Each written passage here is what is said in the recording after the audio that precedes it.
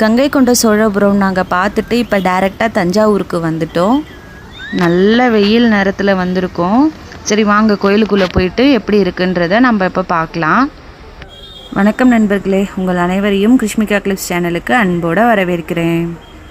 இந்த வீடியோ பிடிச்சிருந்தா மறக்காமல் சேனலை சப்ஸ்கிரைப் பண்ணிக்கோங்க. இந்த மாதிரி நிறைய வீடியோஸ்க்கு பக்கத்தில் இருக்க பெல் ஐக்கானையும் கிளிக் பண்ணிக்கோங்க. சப்ஸ்கிரைப் பண்ண மறந்துடாதீங்க நண்பர்களே. தஞ்சாவூர் பஸ் ஸ்டாண்ட்லேருந்து இந்த கோவிலுக்கு அடிக்கடி பஸ்ஸும் இருக்குது, ஷேர் ஆட்டோ வசதியும் இருக்குது. நீங்கள் காரில் வந்தீங்க அப்படின்னா கோவிலுக்கு ஆப்போசிட்லேயே நல்ல பெரிய கார் பார்க்கிங்கும் இருக்குது. அங்கே 20 rupees தான் பார்க்கிங்க்கு, அங்கேயும் நீங்கள் பார்க் பண்ணிக்கலாம். இப்போ நாங்கள் கோயிலுக்குள்ளே போக போகிறோம். கோவிலுக்கு வெளியே செவத்தை சுற்றி பார்த்திங்கன்னா கால்வாய் தோண்டி வச்சுருக்காங்க. இது ஏன் அப்படின்னா அந்த காலத்தில் போர் நடக்கும்போது யாரும் ஈஸியாக கோவிலுக்குள்ளே நுழைஞ்சிடக்கூடாது அப்படிங்கிறதுக்காக கட்டி வச்சுருக்காங்க. முன்னாடியே சொன்ன மாதிரி வெயில் ரொம்ப கொளுத்தி எடுக்குது. எங்கள் வீட்டு மகாராணிக்கு நாங்கள் கொடை பிடிச்சிக்கிட்டோம். நீங்கள் இந்த கோவிலுக்கு வரணும்னு பிளான் பண்ணிங்க அப்படின்னா ஒன்று காலையிலேயே வந்துடுங்க, இல்லை ஒரு ஈவினிங் டைம் போல் வந்துடுங்க. எங்களை மாதிரி பகல் டைமில் வந்தீங்கன்னா வெயில் படுத்து எடுத்துரும். என்ன தான் வெயிலாக இருந்தாலும் பார்த்தீங்களா கூட்டத்தை, சம்மர் ஹாலிடேஸுங்கிறதுனால கூட்டம் அதிகமாக இருக்குது கொஞ்சம். நான் என்னோடய காலேஜ் டைமில் பொன்னியின் செல்வன் ஸ்டோரி படித்தேன். அதில் தஞ்சாவூரை செம்மையாக வர்ணிச்சிருப்பாங்க. அதுலேருந்து எனக்கு தஞ்சாவூர் போகணுன்ட்டு நான் நினச்சிக்கிட்டே இருந்தேன். பொன்னியின் செல்வன் படம் பார்த்தோன்னே அந்த ஆவல் இன்னும் அதிகமாயிடுச்சு. எப்படியோ என்னோட நீண்ட நாள் ஆசை என் ஹஸ்பண்டு நிறைவேற்றிட்டாங்க. இதுக்கு முன்னாடி கங்கை கொண்ட சோழபுரத்தில் இருக்க நந்தியை பார்த்தேன். அதுதான் பெருசுன்னு நினச்சிட்டு இருந்தேன். ஆனால் இங்கே பார்த்தா இந்த நந்தி அதை விட பெருசாக இருக்குது. இந்த நந்திக்கு தனியாக மண்டபமே கட்டி வச்சுருக்காங்க. இந்தியாவிலே இதுதான் 2வது பெரிய நந்தி. இந்த நந்தி பார்த்திங்கன்னா 20 டன் எடையில் இருக்குது. 2 மீட்டர் உயரம், 6 மீட்டர் நீளம், 2.5 மீட்டர் அகலத்தில் இருக்குது. இந்த கோவில் கட்டி கிட்டத்தட்ட 1000 வருஷத்துக்கு மேலே ஆகுது. இந்த கோவிலும் 1980 யுனெஸ்கோ நிறுவனத்தால் உலக பாரம்பரிய சின்னமாக அறிவிக்கப்பட்டிருக்கு.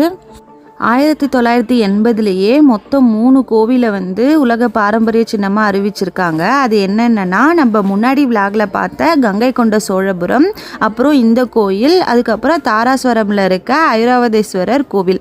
கங்கை கொண்ட சோழபுரம் வீடியோ நீங்கள் இன்னும் பார்க்கலன்னா நான் டிஸ்கிரிப்ஷனில் லிங்க் தரேன், மறக்காமல் போய் செக் பண்ணிக்கோங்க. கோவிலை சுற்றி பார்த்தீங்க அப்படின்னா நடக்கிறதுக்கு மண்டபம் மாதிரி கட்டி வச்சுருக்காங்க. அதுவே நல்லா சூப்பராக இருந்துச்சு. அடுத்தது இந்த கோவிலோட கோபுரத்தை பற்றி பார்க்கலாம். இது கர்ப்பகிரகத்திலிருந்து 190 அடி உயரத்தில் ரொம்ப பிரம்மாண்டமாக இருக்குது. கோவிலை சுற்றி மண்டபம் இருக்குன்னு சொன்னேன் இல்லையா, கோவிலுக்கு வலதுபுறத்தில் இருக்க மண்டபத்தில் நிறைய சிலைகள், சிற்பங்கள், 108 கரணங்கள்னு போட்டிருக்கு. அது எல்லாமே அங்கே நம்ம காட்சிக்காக வச்சுருந்தாங்க. அது பார்க்கவே கூஸ் பம்ஸாக இருந்துச்சு. எப்படி அதெல்லாம் செஞ்சுருப்பாங்கன்னு நான் யோசிச்சுட்டு இருந்தேன். அதுக்கப்புறம் ஃபோட்டோஸ்லாம் நிறைய வச்சுருந்தாங்க. அது என்ன சொல்லுது அப்படின்னா 1950 இந்த கோவில் எப்படி இருந்துச்சு, 2005 எப்படி இருந்துச்சு அப்படிங்கிறது வச்சுருக்காங்க. அதுவே ஒரு 4-5 ஃபோட்டோ இருந்துச்சு. அதுக்கப்புறம் 1930 எப்படி இருந்துச்சு அதுவுமே அந்த ஃபோட்டோ இருந்துச்சு.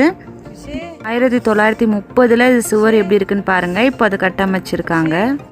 அடுத்தது சரபோஜி மன்னரோட ஃபோட்டோவும் இருந்துச்சு. நிறைய ஃபோட்டோ பக்கத்தில் வச்சுருந்தாங்க. அதெல்லாம் பார்த்துக்கிட்டே இருக்கணும் போல் இருந்துச்சு. ஒரு சில ஃபோட்டோலாம் கிளியராக இல்லை. அதை நல்லா நம்ம கவனித்து பார்த்தோன்னா அதில் இருக்கிறது கொஞ்சம் நமக்கு புரிஞ்சிச்சு.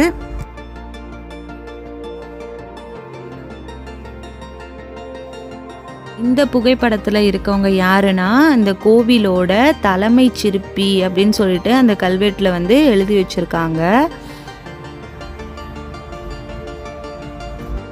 இந்த ஃபோட்டோவில் பார்த்தீங்கன்னா எனக்கு ஒன்றும் கிளியராக தெரிலங்க.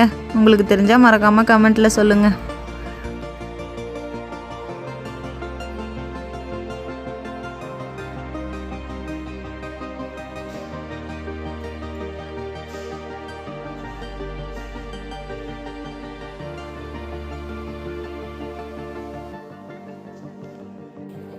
இதுதாங்க அந்த மண்டபம். நடந்து போகவே சூப்பராக இருந்துச்சு. இங்கே ஏன் நடந்து போகிறோம் அப்படின்னா, ஓப்பனாக சொல்லணுன்னா செம்ம வெயில் வெளியே, அங்கே காலே வைக்க முடியல. அதனால் மண்டபம் வழியாக நாங்கள் நடந்து போயிட்டுருக்கோம். இங்கே கோவிலை வந்து எந்த ஆங்கிள்லேருந்து பார்த்தாலுமே அதோட பிரம்மாண்டம் வந்து குறையில, பார்த்துக்கிட்டே இருக்கலாம் போல் தோணிகிட்டே இருந்துச்சு. இங்கே பாருங்கள், வெயிலில் வந்து நடக்க முடியாமல் எல்லாம் எப்படி ஓடிட்டுருக்காங்க பாருங்கள். அங்கே மரம் இருந்துச்சு, அதுக்கு கீழேயும் நின்று நிறைய பேர் வேடிக்கை பார்த்துட்டு இருந்தாங்க. ஆனால் நாங்கள் வந்து அந்த மண்டபத்தை விட்டு கீழே இறங்கவே இல்லை, காற்று வந்து சுத்தமாக வரல. கிருஷுக்கு ஒரு டவல் வச்சு நாங்கள் விசிறிட்டே வந்துட்டு இருந்தோம். அடுத்து இங்கே வந்து லிங்கங்கள் மாதிரி இருந்துச்சு, பட் கரெக்டாக அது என்னன்னு வந்து எனக்கு தெரியல. ஆனால் நிறைய கவுண்டில் இருந்துச்சு. எங்கள் அம்மா வந்து உட்காந்து அதை எண்ணிட்டு இருந்தாங்க. அடுத்து இந்த கல்வெட்டுலாம் பாருங்கள், நிறைய செதுக்கி வச்சுருக்காங்க. நான் வந்து அதில் நீரேங்கிறது மட்டும்தான் படித்தேன்.